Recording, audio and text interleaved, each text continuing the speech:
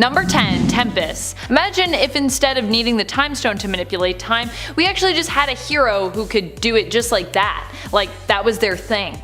Enter Tempest. Tempest is Eva Bell. Her mutant power is just that, time manipulation or chronokinesis. While not considered Omega level yet, Tempest is well on her way to being there. Her powers allow her to manipulate time around her, speeding it up or slowing it down, making her pretty hard to defeat. Because if you came at her, she could just be like, it takes you like 100 years to take a step, so basically you're dead. Done. Think of all of those scenes that we saw with Quicksilver in Fox's X-Men films, but instead of Tempest moving really fast, she just instead manipulates the speed of others around her through manipulating time. Tempest can also use her abilities to travel through time, but has less control over this ability. Hence why she's not Omega level yet.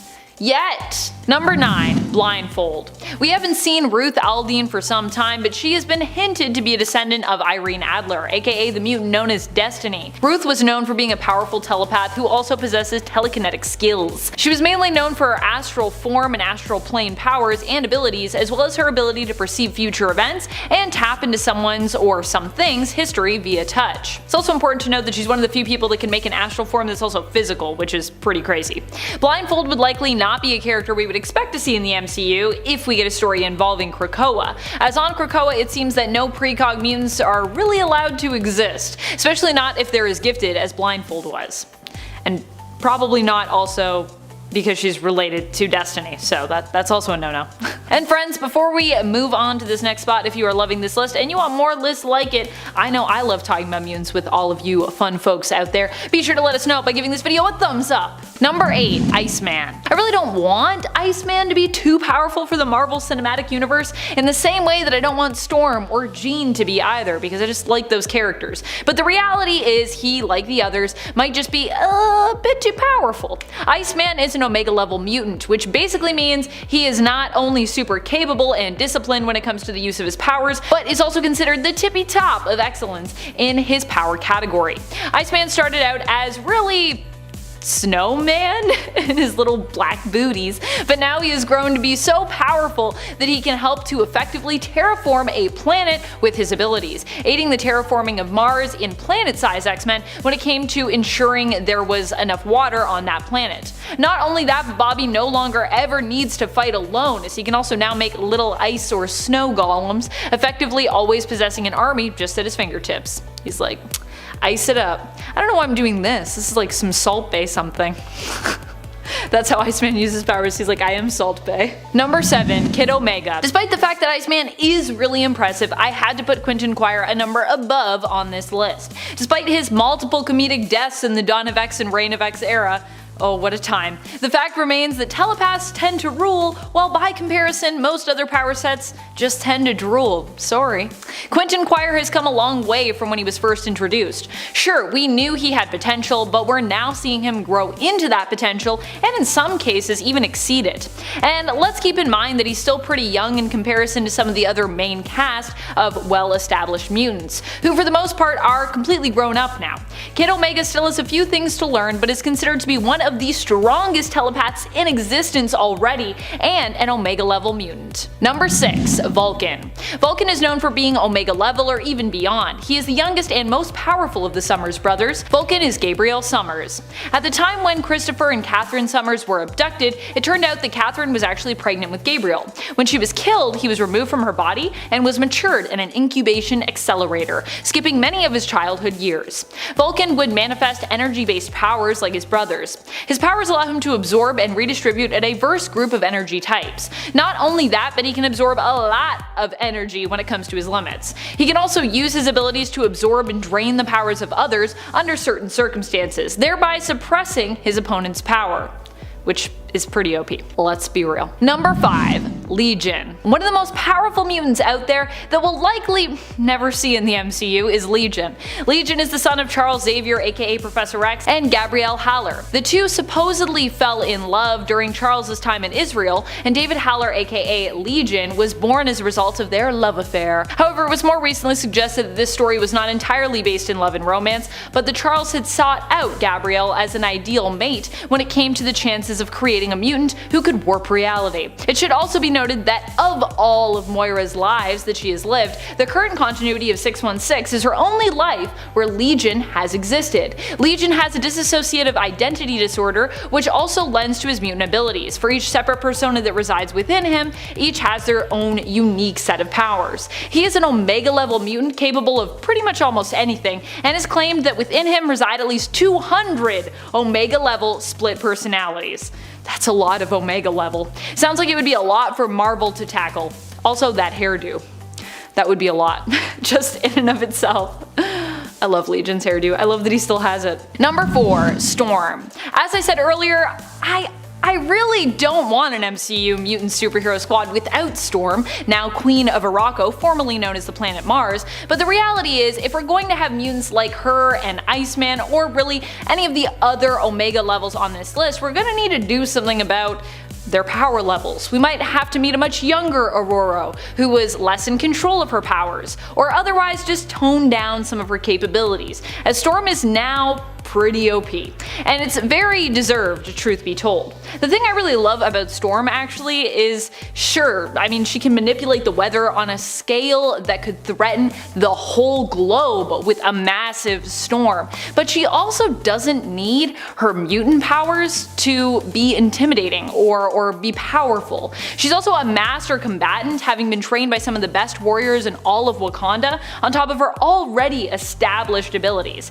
and she could likely intimidate most people who have heard tell of her with just a glance, because she's Storm. Number 3, Jean Grey. More specifically, the Phoenix version of Jean, or just really unlocked potential version of Jean Grey as well, I guess. Marvel Girl, even initially in the comics, struck me as a powerhouse when we first met her, although we would see her powers reined in throughout those early years. Remember when, in the Danger Room, her test was to basically do a super fast cross-stitch using her telekinesis powers? She eventually surpassed the mental blocks that were put in place by Professor X, initially to protect her when she was younger. Jean Grey is considered to be one of the most powerful psionics in existence. She can defeat you with just a mere thought. So to have her in the MCU, like Storm, we need to tone her down or have her show up with mental blocks firmly in place in order just to have her there. Number 2, X-Man. X-Man is Nate Gray, the genetic offspring of Jean Grey and Scott Summers, aka Cyclops. He was made in a lab of Sinisters but hails from an alternate reality. Nate is the genetic child of Marvel Girl and Cyclops in the Age of Apocalypse reality of Earth 295. However, that wouldn't stop him from venturing into the reality of Earth 616 from time to time. He was created by Sinister while Essex was a servant of High Lord Apocalypse, who ruled for a long time in the AOA reality. Nate was created to be the perfect mutant and is considered to be Omega level or even beyond, being considered the most powerful psionic in any reality.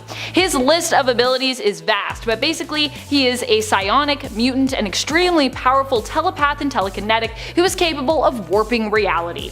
He's also considered a potential or suitable host for the Phoenix Force as well. Just a little bonus for you. Number 1, Onslaught. It was a toss-up, by the way, for the top spot on this list for me between Nate Gray and Onslaught, but ultimately I think in a fight Onslaught would win because he's bigger, and big guys usually stand a pretty good chance of winning in the comics, even if they are villains. I know that sounds like a simple reason as to why he'd win, but I stand by it. Onslaught is like a massive dude. A massive physical astral form, you know what I mean? Onslaught might have made a return in the Way of X series and following one-shot Onslaught Revelation, but I don't think we'll be ready for him in the Marvel Cinematic Universe anytime soon.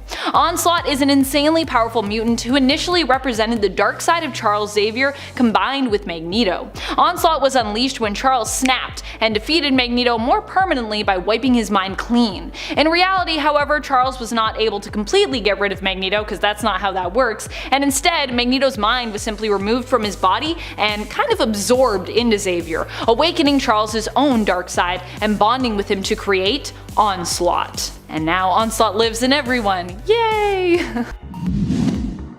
Number 10, Karma. Karma is a mutant with very specific powers, so it should surprise no one that she is part of the New Mutants team. I actually love the New Mutants for this reason. A lot of their members tend to be forgotten and yet are super powerful when their abilities are properly utilized. Xian Koiman possesses limited telepathic abilities, but can have a strong sense of sort of psychic projection. Karma can emit a wave of energy that disables her target's consciousness, allowing her to take over control of their body body, experiencing what they experience as though she were actually in their body, sensing what they taste, hear, smell, see, and feel. Those she controls will awaken unaware, afterwards experiencing this possession as if they had just been in a dream and basically had been sleepwalking. She can also do this on a mass scale, possessing multiple people, though she must overcome many challenges in order to fluidly control multiple people at once.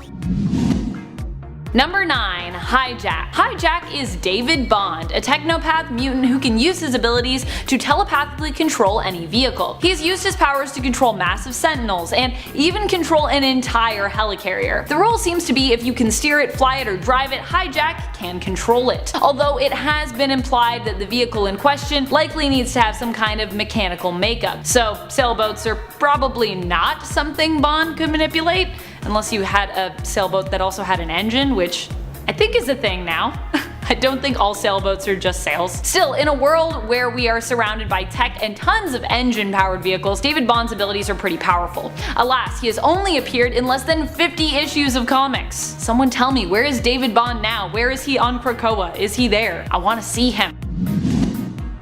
Number 8. Summoner. Summoner is a new mutant whose name also signifies the type of mutant that they are. They are the child of Apocalypse's first horsemen of war. Arakko, the landmass itself, was drawn to Krakoa and Krakoa to it. The two fused together to increase the size of the land overall, although Arakko is not yet considered safe and is basically known as kind of the monster territory part of Krakoa. I mean, technically it still isn't Krakoa, but they're attached now, so they are each other. Summoner's abilities allow them to summon the dark beasts of Arakko. We don't know too much about them yet because they've only been in a few issues, but what we do know is that they can withstand the blast of one of Cable's thermal grenades, his last one in fact, without taking virtually any damage. So overall, they seem like they're going to be pretty crazy and powerful. X of Swords, I'm assuming we're going to see more about them.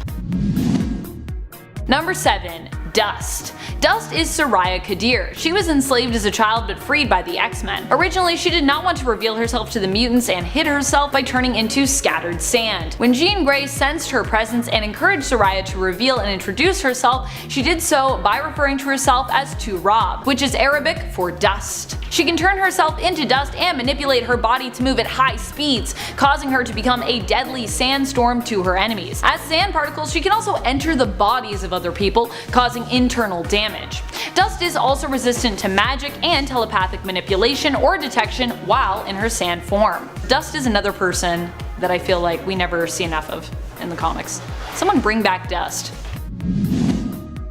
Number 6. Layla Miller. Layla's abilities, skills, and powers tend to be pretty specific, which means that she might not inherently seem powerful to readers. Layla has been shown to be able to reanimate beings, heal wounds, and appears to be immune to reality warping. She also has a lot of knowledge about her own future life and the events surrounding it, as she spent time in the future and then returned and uploaded all she had learned into her younger self when she returned to that Layla's present, which I guess was technically her past. Her vast knowledge often comes in handy and is what helped the mutants to figure out who was really after the baby mutant Messiah during the events of Messiah Complex. Her own knowledge has also technically helped her in gaining the knowledge that she has needed to have in order to gain it, if that makes any sense. Timey-wimey stuff.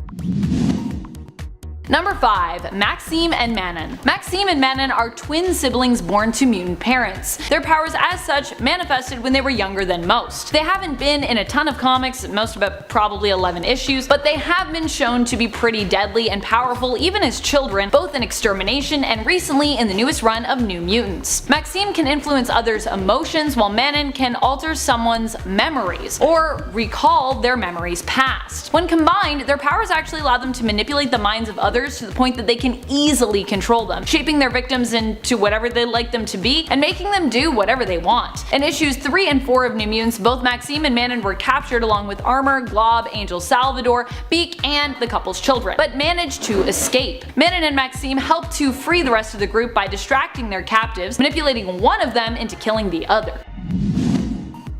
Number 4. Mirage. You might not recognize her mutant name, but if you've seen the New Mutants film, or you are familiar with the New Mutants at all, Mirage will be someone that you maybe know. Mirage is actually Daniel Moonstar. Standard X-Men fans may be less familiar with Dani, but she has also been one of the X-Men, and she is known for her affiliation with the New Mutants crew and all the female defenders who are also known as Valkyrie. Dani herself became a Valkyrie when the New Mutants were kidnapped by Amora the Enchantress and taken to Asgard, so she doesn't just have her mutant power of illusion creation and telepathy, which originally she could only use to recreate the fear of others, but she also has some of the powers granted to Valkyries. Oh, and she can make cool psionic arrows too.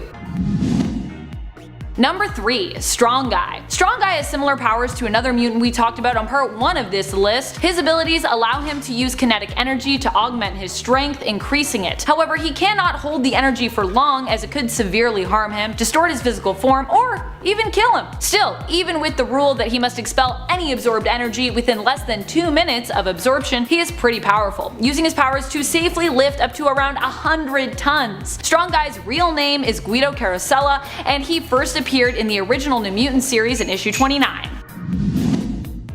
Number 2. A mutant with no name. In the alternate reality belonging to the Ultimate Universe of 1610, we got a story that introduced us to a mutant who had no name. This mutant's powers were so devastating that we were not permitted the time to get to know him. His powers had only just manifested, but they were so deadly that they caused the deaths of over 200 people in his hometown, including his parents and his girlfriend at high school, with the deaths being almost instantaneous. But there was no snapping involved. It wasn't a Thanos thing. No Infinity Gauntlets. His mutant power was basically to kill everything around him, radiating toxins and poisons that basically vaporize organic tissue. He was so dangerous, powerful, and deadly that Wolverine was sent to eliminate him, as the young mutant's existence posed too much of a threat to the mutant image, as well as both humans and mutants alike, just in general. Number 1. Matthew Malloy. Matthew Malloy is one of the strongest, most random mutants who now belongs to the alternate timeline of Earth 14923, because he was just too powerful to basically continue to exist. Like many of the most epic mutants, he had reality warping powers and was additionally considered Omega level in terms of his ability. Matthew's powers unfortunately were often tied to his emotions, which proved problematic and often resulted in massively destructive outbursts of energy. In the end, Tempest traveled back in time and, with help from Professor X of the past, was able to prevent Matthew's parents from ever meeting, meaning that he was never born. Number 10. Prodigy. I feel like a lot of people maybe forgot about Prodigy, as he's been MIA for some time in the comics and was depowered during the events of M-Day. But with the magic of Krakoa and Dawn of X, he was able to return to us, being resurrected and also regaining his powers. 1. Prodigy happens to be a super genius, but this is also because he's a telepath with the ability to basically mimic anyone's skill set and share their knowledge while nearby. This has also been shown in the past to extend to fighting precognition, where he can basically use his abilities to read a person and predict their next move of attack in a battle, which is pretty sweet. He often also builds his own advanced tech, and even when depowered is known to possess a great level of intellect, making him a challenging adversary whether or not he has his mutant abilities. Even as a depowered mutant, you might not want to mess with him. Number 9. Lady Mastermind. Lady Mastermind, aka Reagan Wingard, recently popped back up in the giant-sized Nightcrawler comics and was welcomed into the mutant nation of Krakoa. Some, however, may not know or appreciate her mutant history and background. Just who is Lady Mastermind? Well, she's the daughter of Jason Wingard, aka the original villain known as Mastermind. Her powers take after her father's, allowing her to create realistic illusions projected into her target's minds. While she also has an even lesser known suspected half-sister, Reagan's powers are often depicted as being the more powerful between the two, with it even being said that her abilities are even more stronger than her father's. Additionally, she is also fairly skilled in hand-to-hand combat, a skill set her father actually very much lacked. He was hilarious in a fight. He's like a rag doll. Sorry Mastermind. Number 8.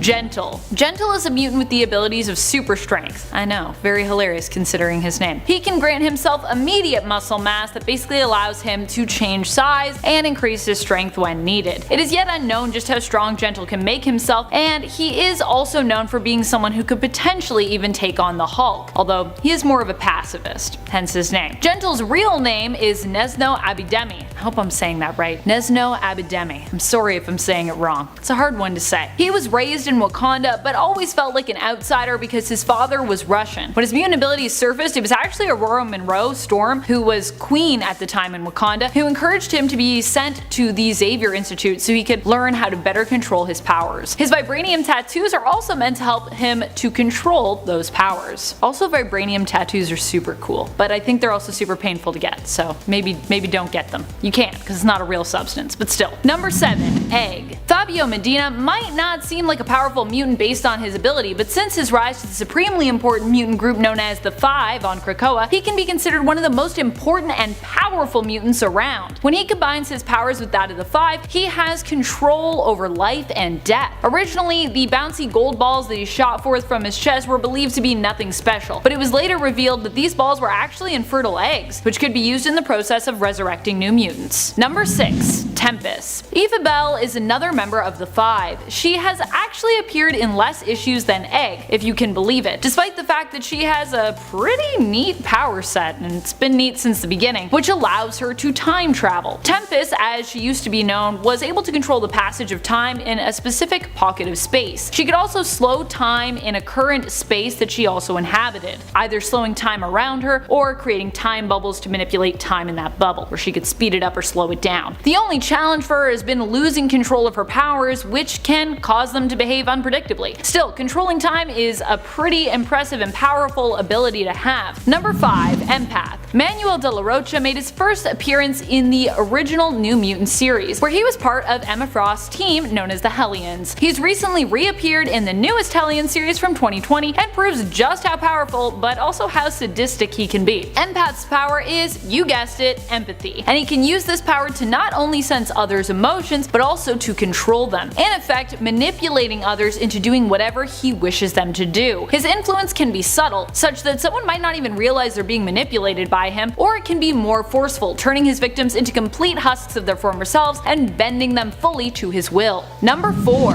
Vulcan. Vulcan is one of the most powerful mutants around, being an Omega level mutant, skilled in energy manipulation and absorption. Yet he is somehow the lesser known of all the Summers, despite his insane power levels. He has also demonstrated the ability to absorb his opponent's powers as well, and use them for himself on the rare occasion. Vulcan is the youngest Summers brother, also known as Gabe Summers, and we only learned of his existence in 2006 when he first appeared in the comic X-Men Deadly Genesis issue number 1, and yet he is considered the most powerful of these three. Number 3. Orphan Maker and Nanny. Orphan Maker still remains a relatively mysterious character, though is also one who still proves to be a force to be reckoned with in combat. Orphan Maker is also known as Peter and was part of a plot of Mr. Sinister's originally. However, when Mr. Sinister decided that Peter could not be controlled, he decided to eliminate him. Nanny, an insane cyborg, however, saved him, believing it was her responsibility to look after orphan mutant children and protect them. Although I will say she's got a weird way of going about it. While insane, Nanny was also once a scientist and remains quite intelligent. She actually outfitted Orphan Maker with weapons and a powerful suit to help her in her task. While it's still unclear as to what Orphan Maker's true mutant powers are, and while he seems to still have the mind of a child, probably due to Nanny's manipulation, his suit and weapons make him a formidable foe in combat, and he often uses pixie dust in battle to help Nanny influence and control the minds of their opponents, as she herself is a telepath, but a weak one, so she needs a little bit of help. Needs a little bit of pixie dust. Even during a fight with Cyclops, Scott's optic blasts were unable to harm Orphan Maker while he was in his armor, with Scott's blast simply reflecting off the armor, causing more harm than help, really. Number 2. Trinary. Considering the modern age we live in, Trinary is a pretty powerful mutant. Her abilities allow her to control all tech that is within her line of sight. She has used these powers to move massive sums of money digitally and to manipulate and control Sentinel tech. Currently on Krakoa, Trinary is one of the few technopathic mutants trusted with the important project known as Sleeping Giant, wherein mutants monitor for upcoming advancement in Sentinel technology, such as Nimrods or the creation of a mother mold, so that they can ideally put a stop to its development. Project Sleeping Giant were instrumental in helping the X-Men to destroy a mother mold that Orchis was creating before it went online. Number 1. Bailey Hoskins. Now you might think I'm joking here if you happen to know the obscure Bailey Hoskins, but I'm really not. Bailey appeared in his own miniseries titled X-Men, Worst X-Man Ever. He was known for being the worst X-Man ever because his ability only allowed him to do one thing: explode.